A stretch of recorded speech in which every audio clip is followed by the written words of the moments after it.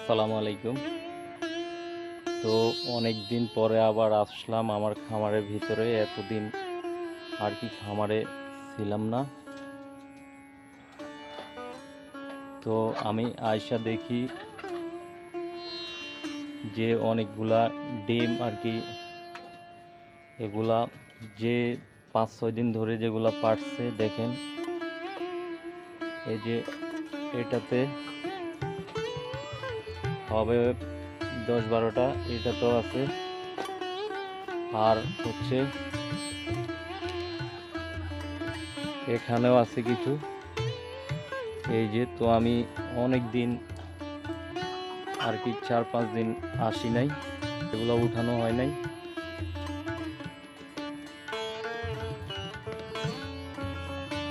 এখন কিন্তু বৃষ্টি হয় না, আজকে 4-5 দিন কিন্তু আপাতত কোনো বৃষ্টি হয় না, এই জন্য জায়গাটা খুব শুকনো অবস্থায় আছে। আর হচ্ছে এই যে নারকেল গাছগুলার গোড়াতে দিছি সার এবং গোবর দিছি, তো এগুলা কিন্তু মুরগি হেঁটে একদম গোলার মাটি উলট পালট করে ফেলে, এই জন্য আর কি এভাবে দিছি। আর আখ ক্ষেত একদম পরিষ্কার করে ফেলাইছি।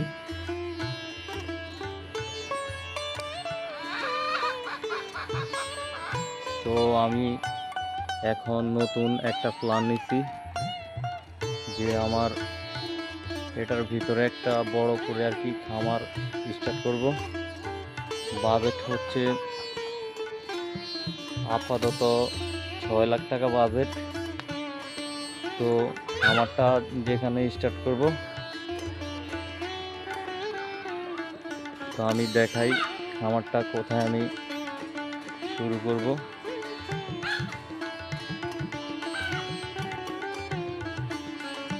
তো আমি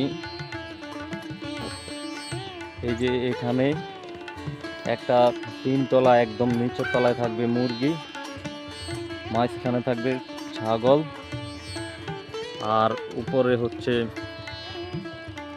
কবুতর। অ্যাঙ্গেল দিয়ে বানাবো আর কি। এই যে এখানেই, এই জায়গাটা অনেক উঁচু জায়গা, তো এই জন্য এটা আর কি চয়েস করছি। আর ঘাস হচ্ছে লাগামো, এটার নিচে ওইদিকে ঘাস লাগামো। আর মুরগি কিন্তু পানি খাওয়ার জন্য এই যে ব্যবস্থাটা করছি এখানে, মুরগি এটার ভিতরে আর কি পানি খায় মুরগি। তো এখানে কিন্তু মাছও আছে, এটার ভিতরে শোল মাছ আছে, আর হচ্ছে তেলাপি মাছ আছে।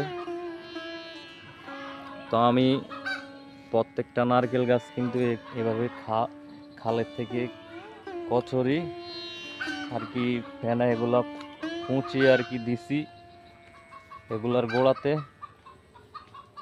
এই যে দেখেন,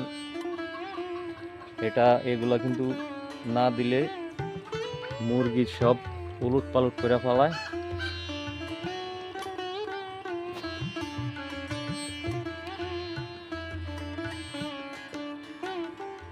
নারকেল গাছগুলা কিন্তু যত্ন করার পরে এখন একটু পরিবর্তন হচ্ছে।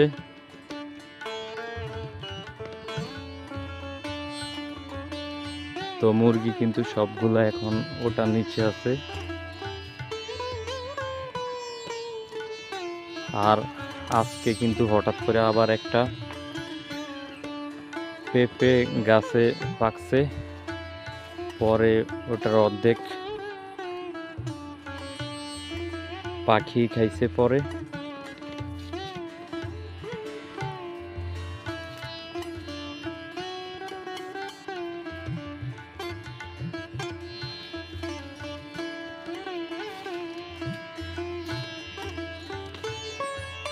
আর ওই যে নেটের ওই পাশে যেটা আমি পরিষ্কার করছি, ওটাতে আর কি ঘাস আর কি লাগাবো। ঘাস লাগানোর উদ্দেশ্য হলো আমি যে এখানে ফার্ম করব ছাগলের, তো ঘাস কিন্তু এখান থেকে ম্যানেজ করা হবে ঘাস। ঘাস না থাকলে কিন্তু খামার করা যায় না। আর এই যে হচ্ছে পেঁপেগুলা, এগুলা কিন্তু খাওয়ার জন্যই লাগাইছি। তো এগুলো অনেকে আসছিল বিক্রি করার জন্য, আমি বিক্রি করি নাই। তো হচ্ছে কি এগুলা কিন্তু হালকা একটু হলুদ হয়ে গেছে অলরেডি। এগুলা কয়েকদিনের ভিতরে কিন্তু পেকে যাবে।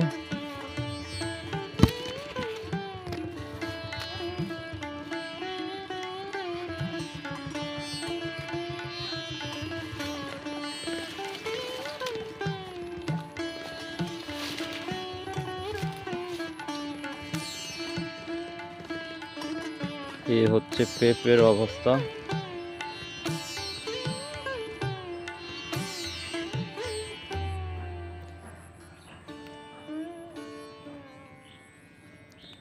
আর এখানে নিচে একটা জাল আছে, রিং জাল। তো এই যে এটা থেকে আর কি প্রতিদিন মাছ ধরা হয়।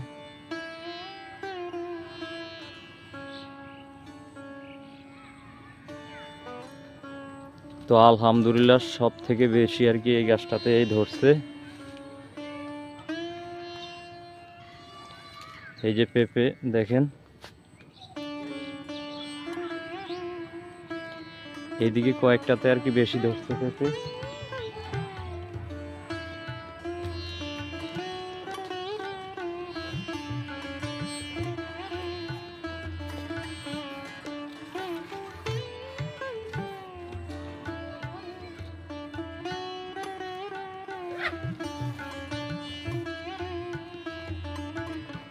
তো কাজের ফাঁকে যখন একটু অস্থির লাগে তখন কিন্তু আমি এই যে এটার নিচে আর কি বসি।